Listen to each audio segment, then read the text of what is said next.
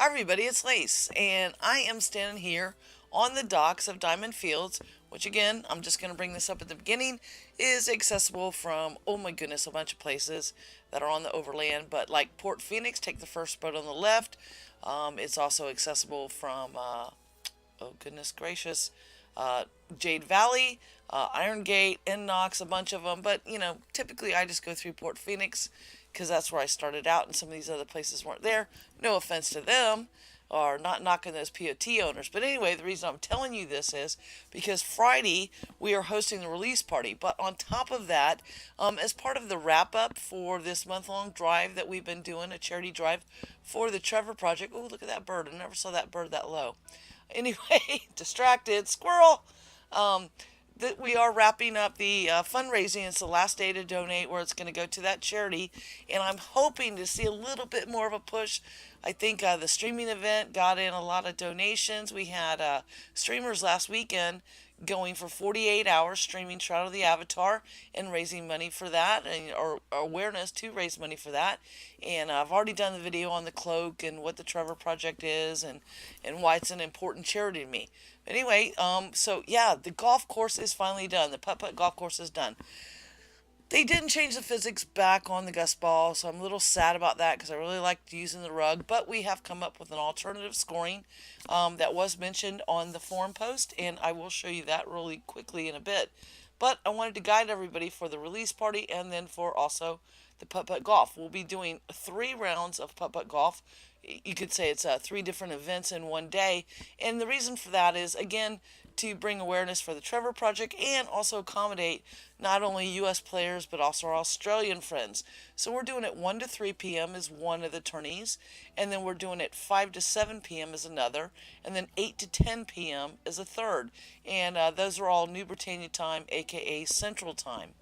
As you come in, our sign's going to tell you that you're going to run northish. It's kind of hard to read. Let's get this up there a little bit better where you can read it better on the thing. There we go. Run northish past the crafting pavilion, in between the row houses to find a path to the golf course. The release party is on the top floor of the clubhouse overlooking the course. So we're going to do that right now, just kind of give you a guide. And for those of you who come to the monthly crafting events here, you know that that's the crafting pavilion up there. You know this route, it's pretty close to the entrance. You know all your merchants are there. Well, we're just going to blow right past it and through all the occupied. Oh, well, let's just say, look, see, Trevor Project. Again, that's what we're promoting with this golf course tourney and the release party. It was scheduled to be held by Bear Tavern, and they very graciously allowed us to host it instead this month, even though we hadn't spoken up far in advance. And I do want to thank everybody at Bear for that. And here we go. We're going to take this little path, and we're still going northish, so that holds true. But now you can see the path and the little lights, and we're coming up on this big property here, this big city lot. And we're going to come into this. Again, another sign, depending on if people miss the first one, there's the times again on the golf tourney, and the release party is on the roof up there. And there is a covered area, so rain or shine. If it rains, it'll be okay. We have a covered area. For the golf tournament, with the new bulletin boards coming in R43, I will probably put a bulletin board up right near this entrance with just all the details. But you can see we've got the public caches out, and each one's named. So you've got your general rules. You can get a copy of that. You can get your whole guide, which just kind of gives you a little few tips and tricks and a little background story on each of the holes and stuff. And then we've got well, you gotta have gust balls. Now, it's starting to get dark, and I had to cast a light spell. Because believe it or not, on this huge property, and you can see we're just going around the outskirts of it, panning around, you can only have 16 total lights, and that counts how many lights I can have up top there, plus how many I can have down here. 16 total. Not very much for a city property. And we know, we've heard it's optimization and stuff like that, and rendering and everything. I've cheated and used some POT ones on the outskirts edges, just trying to give enough lighting to the golf course. Unfortunately, it's not adequate, so you will need to use light spells on occasion, to be able to see a little bit better. And I'm sorry, I really wish I could light it better, but, with the decoration limits, I cannot. So I just want to get that out there. Okay, so we hit the first 3 chests. We saw what was in them. Here we also have the food court menu, and you guys might have seen this from my entry into the trophy thing. I had designed my whole food court around the trophy heads and the menus and stuff. And these are just copies of the menus, and they're inside, and we'll see that again in a minute. And then, of course, you have to have the proper golfing attire. Now, this is basically going to boil down to a kilt because, quote unquote, golf was invented in Scotland. And while this is a putt-putt golf course and not a really like a long normal golf course, we still got to give that little nod and do the kilt. And there will be a top in there. I'm still debating which one. I still gotta make that. Oh, yes, it's Wednesday and this is on Friday, but I will get that done. I am taking the day off Friday, obviously, for this event because of all the times that it's running, 3 times and stuff. And then last but not least, you gotta have a walking cane, aka your club, because, you should have a walking cane that's kind of like your little putter for a putt-putt golf course. So to keep it all kind of role-play-ish, that's what you get. And, and I'll restock these if I see them going down. Please only take one of stuff, Guest balls cost money, making this stuff cost money. The books, not so much, but really, just try to be nice. Don't screw me over and take all 50 or whatever, however many copies are in there at a time. I'll have some in the standing by on the sidelines. And if I need to reprint real quick, I can. In between the 3 different scheduled times. I know the release party people might just come by and grab stuff, and that's fine too. That's great. Because you get the rule books, or you get the course guideline. This is going to be good for probably several months before I start changing the holes up again and put the course under reconstruction. I mean, most of the stuff was a lot of decorating the clubhouse. Doing the holes isn't so bad, but you have to play test them to make sure the ball's going to roll right. There's not too many places you're going to get stuck and stuff because you want it to be fun for folks. And that is one thing that's said in one of the books is that, while you see this course as it is now, over time it's going to change. This is not permanent because obviously you want to have different challenges and as new things come into the game, I can do, different themes. I've done like a Game of Thrones theme. I've done a basic theme. I did another one. And then there's this iteration, which is completely different than any of the ones I did pre-persistence. So, because we have a lot more options. We have a lot more decoration options. Like going over to this first hole, and this is how the course runs. Again, there's a sign at each hole. It's going to give you the par. It's going to give you the title. Now, using the course guide, the whole guide, and I don't know if I have one on me, but each one of these has, it's just got its little header. Look at that ASCII art. I know it's not amazing, but I still think it's cool because, I'm a geek like that. Anyway, it'll go through the hole. So hole 1 is a par 10, just like the sign says. The title of it, just like the sign says. And it's going to talk maybe a little bit about the hairpin turns. Learning how to avoid walls, stay in the fairway of the course is going to be invaluable throughout your challenge. And stuff. And each hole will have a little something about it, maybe things to think about and watch out for. So if I look at this hole, I would start out here and I'd summon the guest ball, and I've got to take it all the way around here, and here's the scoring. And this is the part that I want to show in the video, not so much about how you play it, but you're going to see these 2 V's, these 2, well, we're using cloth spools because, again, the rug thing. The guest ball won't roll over a rug anymore now. Really ticking me off that I had to change all this.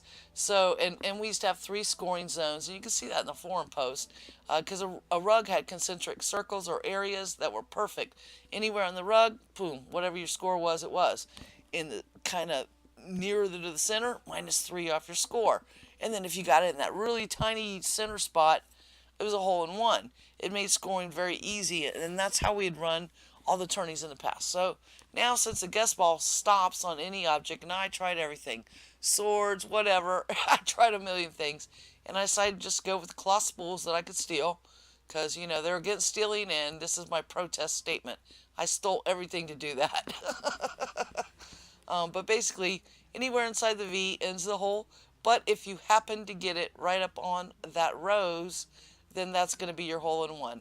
because besides just navigating the ball around the course, you need to have something that involves a little skill, a little luck, to make it easy for people to change up their scores and keep it interesting. Real quick, I'm just gonna take a shot here. I'm gonna summon my gust ball, and this isn't the rule book about dragging a gust ball from your inventory into your static hotbar. And I've summoned it, and I probably don't have the best angle. And this is what you're gonna want to practice doing. And I'm getting ready to announce on Discord and stuff that practice is open. You should grab a rule book. You should grab a gust ball. Please return your gust ball when you're done, so the next, so I don't have to keep I don't want to have to supply all of Novia with gust ball. So put it back when you're done. That'd be really sweet. So that, we can just keep reusing the same gust balls. If you're that hard up for one, I guess you can keep it. But seriously, they're like 100 gold. You can get that in 5 minutes. Please don't make me have to keep running out and getting them. Anyway, so we put it on our hotbar. I'm going to hit Z to go into combat, and I have this deck that I have now just has a static gust spell. I don't know, looks like I had push in there because I was messing around with, you can push a gust ball with pole arms, or at least you could have. I haven't tested that again. We want you to only use the gust spell for this, because that's what this has been play tested for. So I can gust it, okay, not quite there, right? And again, I didn't line this up in a perfect spot, but how I move side to side is going to determine the angle the ball goes.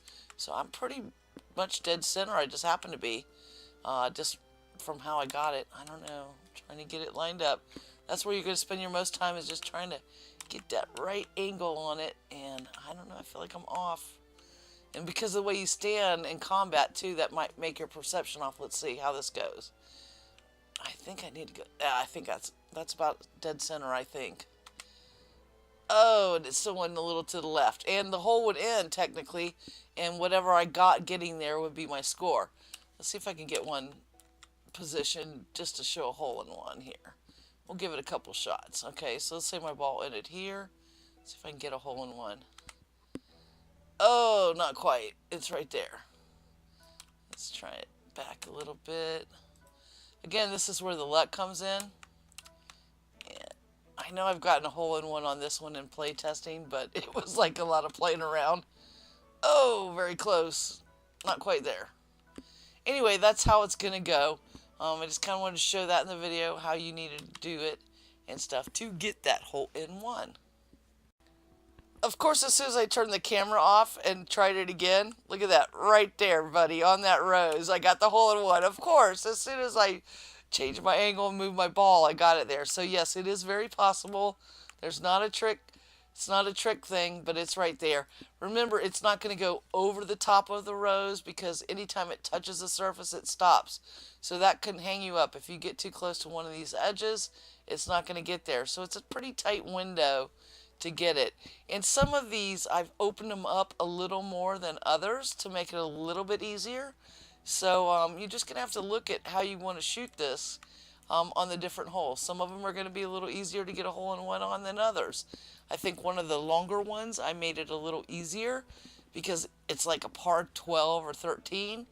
And the people that are paying attention and really trying to set up that last shot, and I want to be able to give them the ability to get it a little bit easier than some of the shorter holes where you don't have as many angle options and stuff.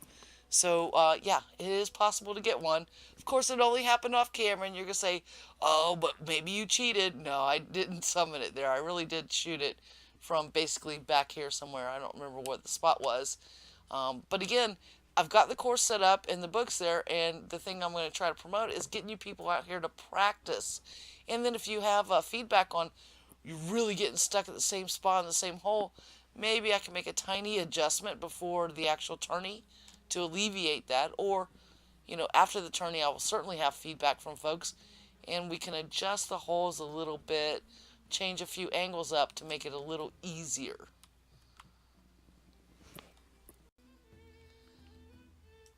So we've kind of covered the basic gameplay. The rules now, if I'm shooting the ball, and let's say I'm just going to try to summon it here where it might be possibly stuck. Well, probably not there. If you shooting the ball and you started back here and you shot it and you got stuck there, there's going to be times, and maybe we won't enforce this first time, but if it's because of your bad shooting that the ball gets stuck against the wall, like it's stuck here, and you can't advance it, and it's because of your bad shooting, we're going to enforce a one-stroke penalty. Um, Other than that, if it's because of the course, we'll say take a step back to the side. That's okay, and it's kind of like a mulligan. You'll get a free shot. I saw some abuse in past tourneys where everybody's like going, I'm stuck, but it was their bad shooting. So it's a rule that we're going to have to kind of hone in on when to call it bad shooting versus, that you just really sucked it and you took a bad angle. And yeah, now you can't shoot the ball anymore because of the way the physics work versus there's something wrong with the course. So that one's going to kind of be a play by ear, and I'm going to rely on my refs to tell me what they saw. If you're shooting it into the wall, honey, I got no sympathy for you. So just keep that in mind. Maybe this first time we won't enforce it too strictly. I'm going to have to see how it goes and what I see people doing. Because again, I can play test it a million times. How I'm play testing it, I know to take wide angles around corners to line up and get myself back in the fairway. And, newer players that have never done this before, they're just shooting the ball and it's just hitting walls and they're stuck constantly. And I've seen that before in tournaments too, until they finally start getting it and seeing that you want to take wide bursts and, you know, and do things like that. That's almost counterintuitive. You think it's the shortest route, but it's not necessarily the shortest route because there's invisible barriers that you can't see, and you kind of have to learn the course. And that's why, again, practice is important. Going on from that, again, coming in from that, and this entrance is on the western side of the property. Coming in here, you can relax and change clothes in our happy locker room. There's even a couple little hot tubs in there and stuff. I've shown this before in other videos. You've got your whole food court that's arranged by the types of meats and things that they serve. But getting up to it, the release party is going to be all the way to the top. There's still a few more finishing touches I want to put on some of these rooms. That room's purposely left vacant. For anybody that wants to hold something there, we'll deco it for you. And you can hold an event there. We've started to remodel some of this. Still not quite happy, but this is pretty much how it's going to be for the upcoming tourney and stuff. That's supposed to be a conservatory. Thank God for the beautiful leather couches that I believe it was Bob. Was it Bob that made those? I think. Great couches. I put some of those in there and replaced some of the white. It was too white. The statues, got some of those in there. And then again, we got our dining room up here. And each door is the door with the fish opens out to the sea. The door with the bear heads opens out to the forest land area of Diamond Fields. That's what those represent. And then obviously all the way follow the carpet up. You still want to keep going up, up, up for the release party. And this is where it will be. Little food snack bar. Got a little bar. Got a huge dance floor. Hot tubs. We got a giant moon dial down there so that you can watch the stars if it's nighttime. During part of the dance party, you can see all the constellations, see what's going on with them and stuff.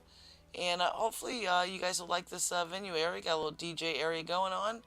Got the boombox going, got some cylinders, and got the speakers and stuff. And there's another one on this side because, as we all know, while voices carry, or so Berlin says, the range on the amplifiers is not that large. So there's two of them kind of in the corners. There's also some in the bottom floors where I believe it does carry in a Z-axis up and stuff. And anyway, this is where the release party will be. I think it's got a pretty good view of the whole area. You can kind of see, like, well, maybe not there. You can see the gust ball field and stuff. And again, you can see the beautiful skyline that's in the game. And grab your moon dial thing there. And you'll be able to see all the stars and stuff at night, provided it's not cloudy. So, just to recap, on Friday, June 30th, 2017, we have 3 different golf mini tournaments going on. 1 to 3, 5 to 7 and 8 to 10 New Britannia time. That should allow anybody in the world that really wants to come and participate. There's great prizes. I think it's 25 in each flight for first place. And stuff. And then also we have the release party up here. And again, we did all this on one day. It's the last push, the last drive for the Trevor project. Now I know we had a telethon before this started, and then guess what? We've got another mini telethon coming up on the 8th, and you guys are probably saving your money for that. Well, maybe instead of getting that fancy hood or cloak, maybe think about donating to the Trevor project. Just saying, maybe. That's a little begging. Anyway, hope to see you guys out here Friday and stuff. If you have any questions, or if you want to volunteer to help do the scorekeeping, that'd be great. I need some help with that, where you can, just message me the person's name, the whole number, and the score, and I'll be tracking that on a spreadsheet. That's all in the rule books and stuff that are in this public cache that are down there. The outfits are not in them, obviously, since I said I hadn't made those yet, but there are some gust balls and rule books and stuff, and you can start practicing the course, learning your angles, learning how the gust ball moves on the field. This will be a great advantage, and I am going to put this in Discord as well for folks to check out, because I want them to practice ahead of time. I want you guys to have that opportunity. I'd hoped to have it done by last weekend, but I didn't get it done, but it's done now. So, take care, everybody. Happy hunting. Be safe. And I hope to see you in Diamond Fields on Friday at some point in the day, because there's stuff going on all day long.